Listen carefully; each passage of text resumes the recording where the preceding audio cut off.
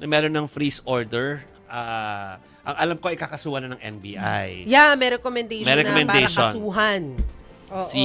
Yung pong dalawang senador. Ang tanong po ng Joel, Senator Jinggoy. ang tanong doon, ba't daw wala pa si Senator Bong Revilla. former Senator Bong Revilla na nag-deny din naman po, ano? The same way na pinakita natin yung denial nitong dalawa pong senador na nasa inyong screen.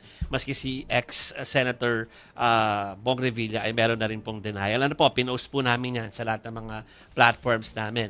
Pero yun nga po, aside from sila ay kakasuhan based doon sa mga datos na nakuha against them, ay of course, they can fight it out in court. Siyempre, karapatan po nila yan.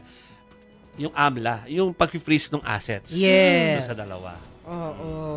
So, yun. At isa pa rin po doon ay si Congressman Saldico din. At sinasabi din, may denial din siya. At saka, well, wala nga lang siya dito. Nasa Amerika pa, kung hindi pa nababago yung bansang pinuntahan niya, no? Yes. Ayan na pala, yung nakita na pala. Di ba, yung allegation kasi na talagang siya ay diretsang binibigyan, dinideliver yung bahay. Pakita natin yung contributed. Sige. Patingin. Contributed video po ito ng isa nating asset. Asset talaga tao. Kahit kilala natin siya, asset po namin siya. Asset naman talaga. Asset natin siya.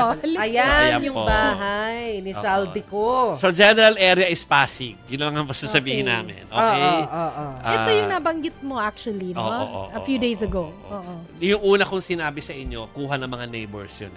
Pero we can't use it because it's their video. Yes, right? So, kailangan natin ay from our asset or from our source mismo. At yan nga po, ang kuha na sinasabi pong bahay sinasabi po at umano'y bahay po ni Congressman Saldico na sinasabi rin sa hearing kanina ay kung saan dinideliver yung pera. Na parang pinalibutan, binalot ng tarpaulin. Siguro natakot, no? Na-assume ko natakot siya doon sa nangyari sa bahay ng mga discount. Kung tatanungin niyo ako ng timeline, parang mahigit 1 linggo ng may tarpaulin na puti.